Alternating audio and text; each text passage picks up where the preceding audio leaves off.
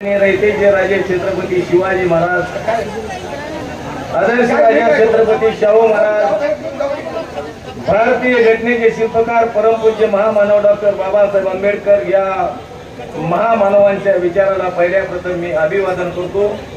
आणि या ठिकाणी सभेसाठी उपस्थित असलेले सांगोला विधानसभा कार्यक्षेत्रातील तमाम माझ्या मतदार बंधू आणि भगिनी, मला या लोकसभेचे उमेदवार आदरणीय रणजितदादा नाईक निंबाळकर यांच्या प्रचारात आयोजित केलेल्या सभेसाठी उपस्थित असलेले तमाम विविध पक्ष आणि संघटना आणि पार्ट्यांचे सर्व नेते मंडळी, मित्र, उद्याचे भारत देशाच्या परिवर्तनाची लढाई गतिमान करण्यासाठी या देशाचे कणखर आणि कर्तव्यदक्ष अशा प्रकारचे पंतप्रधान आदरणीय नरेंद्रभाई मोदी यांचे आज बळकट करण्याचं आव्हान महाराष्ट्र राज्याचा भीमशक्ती संघटनेचा संस्थापक अध्यक्ष नात्यानं आपल्या सर्वांच्या समोर करत असताना मी आपल्या सर्वांना एक आवाहन करणार आहे की मित्र, उद्याची निवडणूक या देशाची आपल्या 43 मतदारसंघाचे रणजितसिंह नाईक निंबाळकर यांची निवडणूक नाही, तर हे देशाचे पंतप्रधान आदरणीय नरेंद्रजी मोदीभाई हे देशाचे पंतप्रधान पुन्हा करण्यासाठी म्हणून या देशाची निवडणूक आहे। मित्रांनो, वास्तव पाहता या मतदारसंघामध्ये मत मागत असताना मी तमाम सांगोला विधानसभाच्या कार्यक्षेत्रातील तमाम माझ्या मतदार बांधवांना विनंती करणार आहे की खऱ्या अर्थानं सांगोला तालुक्यातल्या शेतकऱ्याच्या शेतीच्या पाण्याचा प्रश्न असेल, या तालुक्यातल्या जनतेच्या पिण्याचा पाण्याचा प्रश्न असेल, या तालुक्यातल्या बेरोजगारीचा प्रश्न असेल, हे प्रश्न खऱ्या अर्थानं कोणी मिटवला असतील तर मित्रांनो आपल्या सांगोला तालुक्याचे विद्यमान आमदार माननीय ॲडव्होकेट शहाजीबापू पाटील यांनी या तालुक्याचे प्रश्न मिटवण्यामध्ये यशस्वी झाले। वास्तविक आता या तालुक्यामध्ये 1995 सालामध्ये 87 कोटी 17 लाख रुपयाची आशिया खंडातील सर्वात मोठी महत्वाकांक्षी पाणी पुरवठा योजना बापूंनी पहिल्या प्रथम मित्रांनो मंजूर करून आणली। ती योजना या तालुक्याच्या पिण्याच्या पाण्याचा प्रश्न आपला कायमस्वरूपी निकाली काढला। म्हैसाळची योजना असेल, टेंबूची योजना असेल, निरेचं पाणी असेल किंवा स्वर्गीय बाळासाहेब ठाकरे उपसा सिंचन योजनेचं काम असेल, मित्रांनो हे काम बापूंच्या नेतृत्वाखाली बापू आमदार असताना दीपक आबांच्या सहकार्याने मित्रांनो दोघांनी खांद्याला खांदा लावून या सांगोला तालुक्याच्या शेतकऱ्यातील, शेतमजूर असतील, दीनदलित समाज बांधव असतील सगळ्यांचा प्रश्न मिटवण्यासाठी मित्रांनो ही माणसं झटत राहिली। आज विरोधक प्रचार करतायत की या मतदारसंघामध्ये रणजितदादा निंबाळकर साहेबांनी काहीच केलं नाही। मित्रांनो, मला त्यांचं आव्हान मला द्यायचं आहे की वास्तव पाहता या देशाचे पंतप्रधान नरेंद्र मोदी साहेबांनी पीएम किसान योजनेच्या माध्यमातून या देशातल्या तमाम शेतकऱ्यांचे प्रश्न हाताळले असतील। या तालुक्यातल्या अनेक बेघर लोकांना बेघरांची योजना कार्यान्वित करून त्या ठिकाणी त्यांना घरकुलाचा लाभ मिळवून दिला असेल।